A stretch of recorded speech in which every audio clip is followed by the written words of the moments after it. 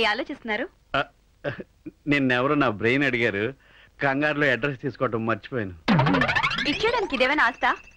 అయినా మీరేంటండి మాట్లాడితే బాడీలో పాటలన్నీ ఇచ్చేస్తానంటున్నారు? అడిగితే కాదని నేను. రామణి కూర్చో. రాసిరి, ఈయనే మీ బావగారు. నమస్తే. నమస్తే అమ్మా. తులసిరామ్ గారు. కొంచెం మంది గట్టిగా చూడరు బాబు. తులసిరామ్ గారు నా తోడలుడా. ఈయన మీకు ముందే తెలుసా? ఎంత తెలీదు, మోస్ట్ వాంటెడ్ కదా. అంటే ఈయన తెలియని వారు అంటే ఎవరైనా ఉంటారా? ఈయన జీవితమే త్యాగాల పుట్ట. ఎవరు అడిగినా సరే కాదనుకుంటూ ఇచ్చేస్తుంటారు. ఏదో మీ అభిమానం. అవును. ఈ గొంతు ఎక్కడో విన్నట్టుంది. నేనండి, రామచంద్రని. రామచంద్రన్ గారా? ఈయన మీకు తెలుసా? ఆయన తెలియకపోవడం ఏంటమ్మా, రామకీర్తన చదివితే టైం వేస్ట్ అని నవిలి మింగేసిన మహాభక్తుడు. లేదు మీ అభిమానం. ఈ సిలిండర్ ఎవరు? అమ్మగారు నాన్నగారు పిలిచినారు. ఓ పదక. మిమ్మల్ని కాదు, వీళ్ళిద్దరిని. అది నాది. రామచంద్రన్ గారు, మీరు చాలా పొడుగు అనుకుంటాను. నాన్నగారు వీళ్ళని చూడగానే ఇంప్రెస్ అవుతారు. వీళ్ళని చూస్తుంటే నేరాలు ఘోరాలు, క్రైమ్ వాచ్ ఒకేసారి చూసినట్టుంది. వేదవా, నీకు అన్ని డౌట్లే. మామగాడు అనుకుంటా. నమస్కారం అండి. నమస్తే అండి. నాకు కాదు, మామయ్య గారికి. పర్లేదు బాబు, బ్లైండ్ కదా. అవునండి, అదో విషాద గాథ. అవి నేను పెంటపాడులో ఏసీపీగా పనిచేస్తున్న రోజులు.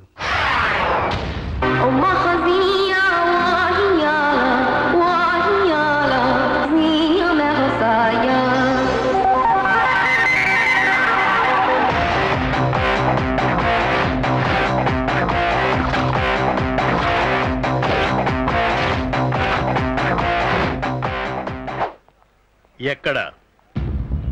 అదుగో బైక్ మీద కూర్చున్నాడే, ఆరెంజ్ టీషర్ట్ అతను. వెళ్ళు, భయపడకు, నేనున్నాగా. నువ్వు రోజు ఇంటికి ఎలా వెళ్తావో అలాగే వెళ్ళు. నేనున్నాను మాత్రం తెలియనివ్వు. గో. అరే మావా, ఓడిరా. ఏయ్ చిచ్చిగా రావే. నిన్నేనే. ఈ స్కూల్కి వెళ్ళి ఇంతసేపు ఏంది? ఇంతసేపటి నుంచి నీకోసం నేను ఇక్కడ వెయిట్ చేస్తుంటే నువ్వు అట్లా పోతున్నావు. నేను నీకు నచ్చలే? మావాడికి ఏం తక్కువే, బీరు బాటిల్ ఎత్తాడంటే దించకుండా లాగించేస్తాడు. ఇంకెందుకన్నా లేటు, యాసిడ్ పోసేయ్. వెళ్ళి బాటిల్ తీసుకురా. ఎందుకు తెలుసా? పోయినా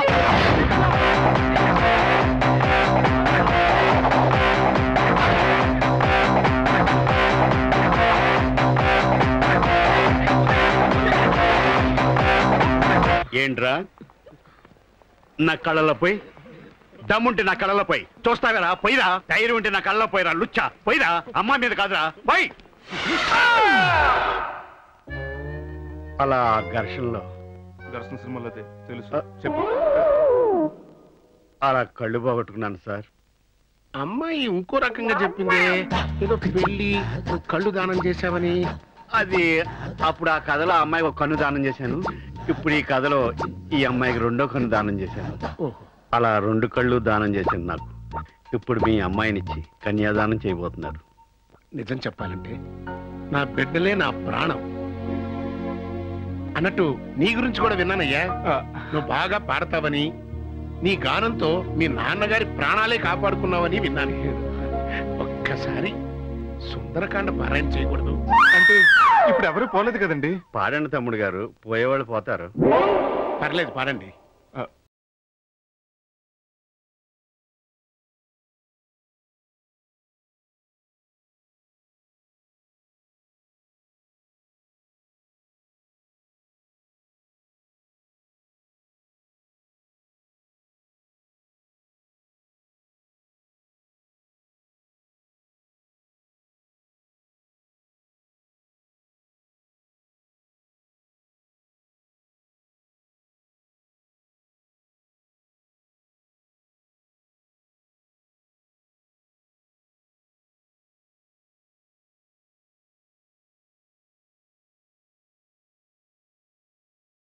పాడమంది రామాయణంలో సుందరకాండ, రాఘవేంద్ర గారి సుందరకాండ కాదు.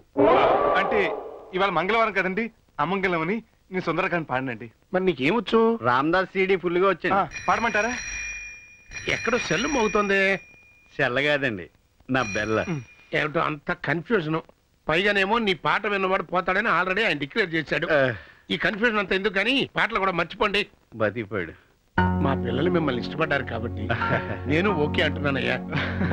తాంబూలాలు పుచ్చుకోవడానికి వీళ్ళకి రేపే వస్తున్నాను. మన మాంగారం తెరుబోగలాడు అనుకోలేదు. ఆడు ఎరుబొగలుడు కాబట్టి మనకి ఇచ్చేస్తున్నాడు. అన్నయ్య వాళ్ళు వస్తున్నారు. ఏంటండి వెర్రిబాగులోడు అంటున్నారు? నాన్నగారు ఒప్పుకోలేదా? ఆయన ఒప్పుకున్నారు. ఈ ఆనందంలో నాకు స్టెప్లు వేసేయాలనిపిస్తుంది. గుడ్డోండు కదా, గొప్పులు తగిలి పడిపోతానేమో అని ఫీలింగ్. ఏం తమ్ముడు? పర్లేదు, మీ వేసుకుంటా. మొదలెట్టేసా?